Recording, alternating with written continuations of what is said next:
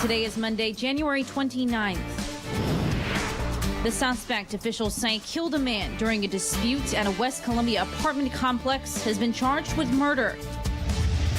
And President Trump has plenty to address in his State of the Union address.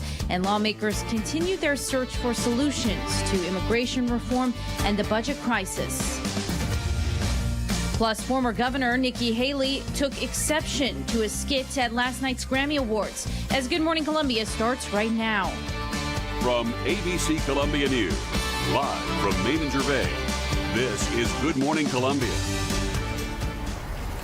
Well, good morning, Columbia, and thanks for waking up with us this morning. I'm Alecia Barnes. And I'm Grace Joyle. Your time right now, 5 o'clock. Yeah. All right, music news. The 60th annual Grammys did not disappoint. I mean, there were upsets, but Bruno Mars, 6 for 6. 6 awards. Yeah. And, you know, on this major anniversary of the award show, they brought it back to New York City, which I think is so cool. Yeah, very cool. Fun. Do you have any favorites who won last night, Tyler? Little Big Town, Better Man. Oh, yeah. Oh, yeah. I love Little Big Town. I'm a country guy, you know. They performed so well last night. Yeah, it was really kind of cool seeing some of the highlights. So, what about you guys? Any shakeups? Any shockers? I like Cardi B's performance, but you know what? I mean, I don't know. I just think Childish Gambino, I kind of am a fan of his. I thought he was going to take home something. I know Alyssa Cara won Best New Artist. Yeah. Some people upset that SCA, or how do you pronounce it? Skaza? No. Skaza? We don't know. Yeah. SCA. Something about them. Tyler, what's going on with the weather? Yeah, I'll tell you what. It's going to be a day to go ahead and watch the rerun if you want, of the highlight reels, because it is going to be just one of those days. You can see it already. We're starting out with the rain. Had a lot of rain all day yesterday. We'll continue with that for the next couple of hours here as we begin to dry out and roll into our Monday. Temperature is pretty mild in the 50s. Not too bad, right? Could be a lot worse, that is for sure. 52 over in Newberry, 53 in St. Matthews. Same thing in Sumter, 54 here uptown and over at the airport in Lexington as we get going. Some northerly wind is going to help blow some of that rain out of here and kind of clear it up for the day. Expect a little clouds, though, today. Even though we are going to start to dry out, you can see that rain as it came through. It's a pretty large storm on the balance. So a few showers left here and there as it makes its way towards the east. Overall, not too bad. A rainy morning, 53 at 9, 57 by noon, and, well, we'll get mild, 59 degrees by 4, and top out at 60 today. Yeah. All right, let's go ahead and take a look at that ride. Right now, there is a slowdown on I-26 westbound at mile marker 104. There's an animal in the roadway there, so please be careful, mindful of that. Visibility is not going to be great out on the road, guys. All right, thanks, Tyler. Deputies are still searching for a man who they say shot and killed one man and wounded another. Officials are looking for Curtis Hicks, who they say killed 20-year-old D'Angelo Perry while Perry was helping his friend's mom move at a Mason Road apartment complex. Perry's friend was shot as well, but is said to be recovering. Officials say Hicks was seen leaving the scene in a rented black 2017 Toyota Camry with the South Carolina tag NFS 273. And police are also investigating multiple break-ins after weapons and bulletproof vests were stolen from some of their patrol cars. The break-ins happened Friday morning at the Hilton Garden Inn and Fairfield Inn on Columbiana Drive, as well as the Embassy Suites on Stone Ridge Drive. Officials say they've recovered the items taken from patrol cars, but that miscellaneous things were taken from other cars as well. Well, we now know the name of the man who was killed at a West Columbia apartment complex. Officials say 38-year-old Edward Walker died of a gunshot wound to the abdomen. Officials say he was shot by 21-year-old Livette Gladden Friday morning. Investigators say the crime happened outside of a Platte Springs Road apartment complex. Gladden has now been charged with murder, and officials say there are no other suspects. President Trump prepares to make his first State of the Union address tomorrow, and he's searching now for the best way to sell his immigration plan to critics in both parties. ABC's David Wright has the very latest out of Washington. Mr. President. Tonight, a reunion between the former winner of the Celebrity Apprentice and his old boss, now the President of the United States. Let's go. Come on, Pierce. British journalist Piers Morgan presses Trump on a range of issues, from his views of women, who have protested Trump's presidency in record numbers. Are you a feminist? No, I wouldn't say I'm a feminist. I mean, I think that would be maybe going too far. I'm for women, I'm for men, I'm for everyone. To his refusal to endorse stronger gun control measures, even after the mass shooting in Las Vegas. If they had the bullets going in the opposite direction, you would have saved a lot of lives. So I get what you're saying. but I believe in the Second Amendment. Trump also takes credit for a booming economy. A lot of the global economy, Piers, is because of how well we're doing. You know, most people will admit that, but we are doing well. That's helping all around the globe. That's a good thing. The interview, downright chummy at times. One topic Morgan steers clear of is the ongoing Russia investigation. Today, the Washington Post reports Trump recently considered firing his deputy attorney general, the man who appointed the special counsel. This after reports confirmed by ABC News that Trump considered firing Bob Mueller, too.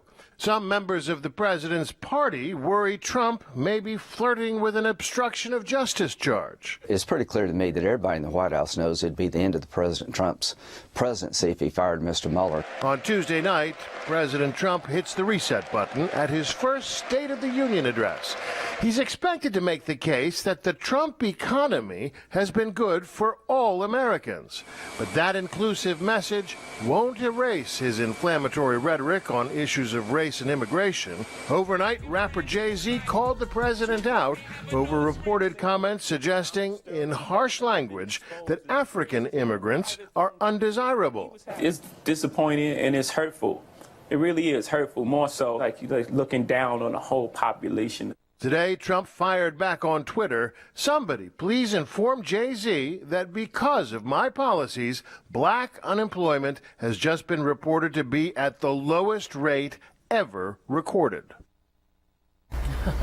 All right, one high school freshman basketball player drilled an 80-foot buzzer beater to win the game. Check it out. This is Blake Peters fighting to grab the rebound and tossing up the near full court heave to give Evanston Township the big win. Wow, this video has been viewed nearly 1 million times. Of course, this is news out of Chicago. The shot even made it to the #1 spot on ESPN's top plays. How cool is that? That's super impressive. I mean, I don't think I could do that. Oh, there's so many things like behind the scenes stories. Of course, we can't do that. I mean, I have no skills with that. I mean, but, maybe. But this guy didn't even think that he could do it. Right. You know, this is a guy. He has these glasses that he wears, and he said that because he was so excited, he lost his glasses. Later, found them in the locker room. Like he was just like, "Oh my gosh, I can't believe I did this." It was just so neat, Tyler. Yeah. Again, I don't know. I don't think even the Globetrotters could do that on purpose. And they're good at this. Always got to try, though, right? It's one of those Hail Marys. Yeah. You know? I don't know that I could. I don't think I could chuck a basketball the entire distance of a court. They're big. I have no skills on the court, so. Yeah. No mad skills. All right. All right. Well, how about this? Might be a good day for an indoor game of b-ball anyway. 52 clouds and drizzle at 6 o'clock. We'll start drying out mid-morning. Temperatures making their way to the 60s. Maybe see the sun outside before sundown a little later today. Grace. And coming up, President Trump delayed a potential government shutdown, but the next budget deadline is looming. Plus, lawmakers are looking to resolve the immigration conflict once and for all. We hope you stay with us.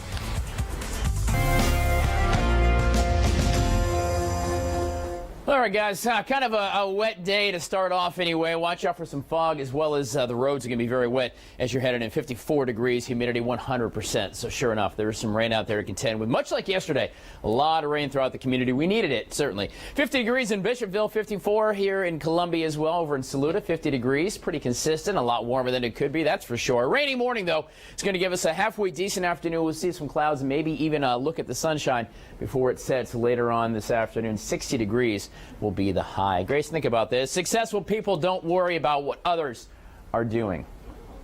So true. All right, thanks, Tyler. With a budget deadline just days away and a deadline on DACA just more than a month away, pressure is building on Congress to reach a bipartisan deal on immigration. This comes on the heels of the White House releasing a legislative framework on the issue. John Lawrence has our story this morning.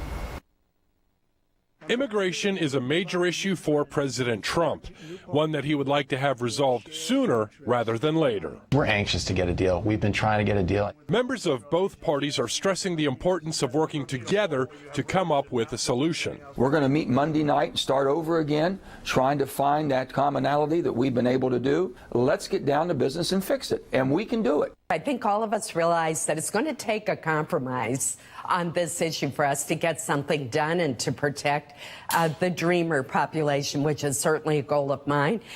The White House has a legislative framework that would provide a pathway to citizenship for nearly 2 million undocumented immigrants. In return, the president wants $25 billion to boost border infrastructure and personnel. It's a plan Republican Senator Lindsey Graham calls a credible proposal. You need wall systems, you need roads, you need redundancy, you need to fix old fencing. So we're not going to build a 1,900-mile wall, but $25 billion can be spent wisely. But will it get the 60 votes required to pass the Senate? Oklahoma Senator James Lankford tells CNN he's not sure, but says it's best if we go find out.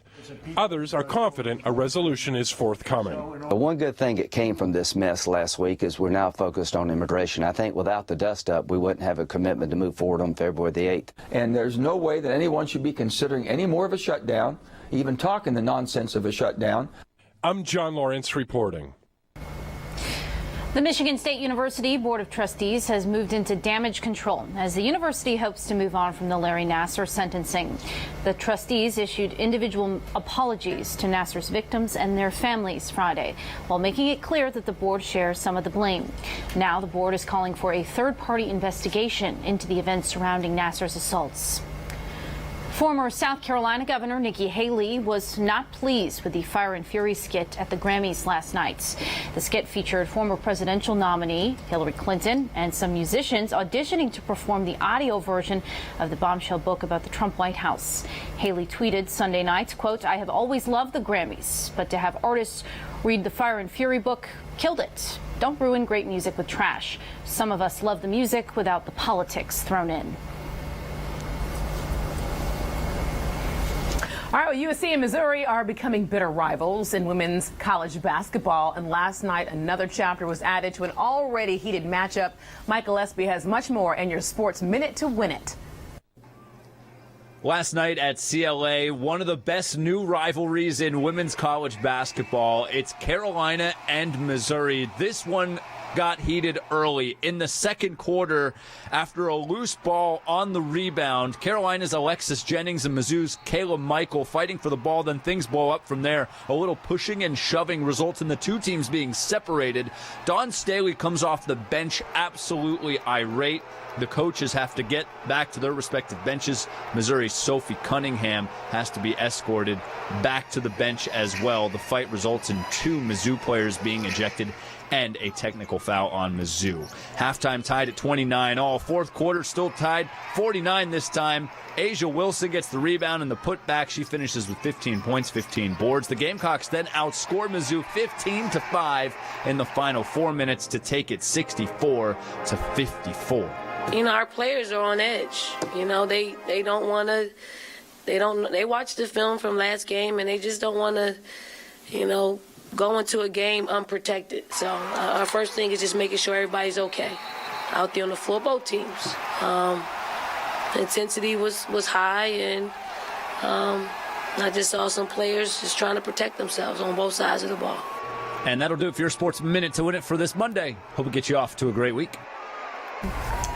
And continuing with the sports theme, here is your trivia question this morning. All right, who was the last former Gamecock to win a Super Bowl? All right, let's talk A, Emmanuel Cook, B, Darian Stewart, C, George Rogers, or D, Sidney Rice. Oh, I am ashamed to say that I am not familiar with any Tom of these Brady. names. George Rogers, Heisman I've heard of Trophy George winner Rogers, okay. from the 80s, so we can block him out Okay, because, you know, yeah. somebody has won since 1980.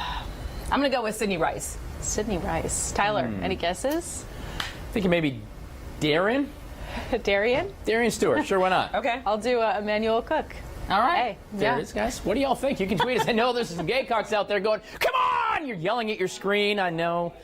It'd be all right. Tweet us, though. At Alecia Barnes TV, at Tyler Ryan, at Grace Joyle. How about this? At 60 degrees this afternoon with some sun. You might have a nice afternoon, even at that.